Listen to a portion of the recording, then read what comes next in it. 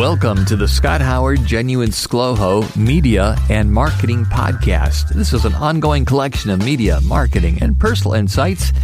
And this is episode number 418 with the title, It's Your Job. There's a rough transcription of this podcast online at my website, scotthoward.me. If you'd like to go back and read or check out the links I've been mentioned, you'll find them there, scotthoward.me. Well, because it's Groundhog Day 2026 when this article is being published, I've decided to relive and revive something that I wrote previously, and including that in my podcast today here. Now, if you're familiar with the movie Groundhog Day, starring Bill Murray, Andy McDowell, and Chris Elliott, that was released over 30 years ago, you know the premise. That is, the same thing kept happening over and over again. If you haven't seen that movie, check it out. And I think I'm going to watch it again, too. In the meantime, in that spirit, I've decided to find something that I previously wrote and share it again, and include some additional thoughts. So, how did I find this article that I'm going to share with you? I Googled myself, ScLoHo, and I found an article that I wrote in 2017, and I published on the Medium platform. While the story is old, the message is timeless. Here's what it says.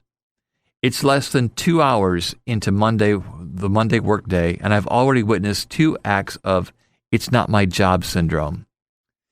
The problem with this is it's an attitude that allows you to ignore the obvious. Incident number 1. When I was visiting a nearby restaurant to grab my morning grub, they open at 7 a.m., and they've got a drive-through window and a walk-in dining room. I stopped in just after 8 a.m., and there was a person busy cleaning the glass doors with earbuds in who saw me, and they opened the door for me. That was nice. But then, once I was inside, the manager asked one of the other employees to unlock the doors. Warning bells went off in my head. Now, you've got a dude cleaning the doors that you want customers to come in and spend money with you, but the doors are locked for over an hour past opening time? Well, Earbud Dude knew the doors were locked. That's why he opened the door for me to let me in. But that didn't solve the real problem, that the doors were still locked. Okay.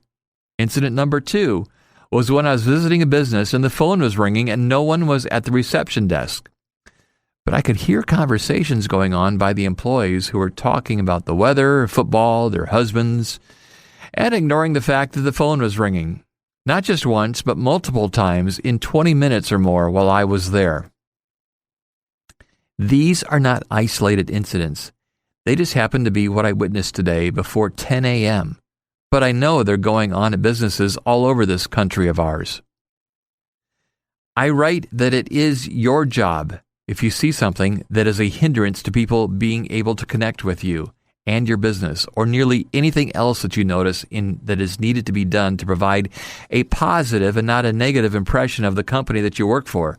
Speak up. Take action if you can. Let others above you know what needs to be done.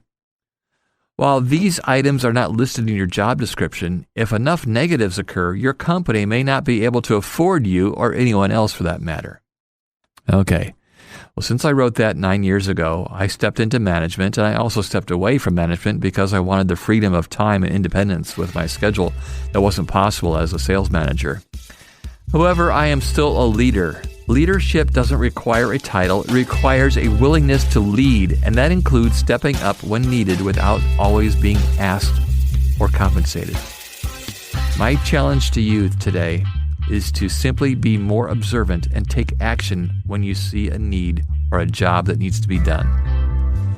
If you have any questions or answers, thoughts of nearly any kind are always welcome. You can find me online at my website, scotthoward.me, and on social media.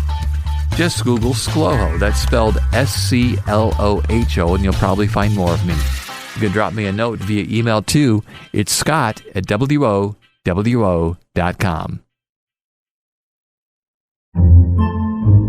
Podcasts by Federated Media.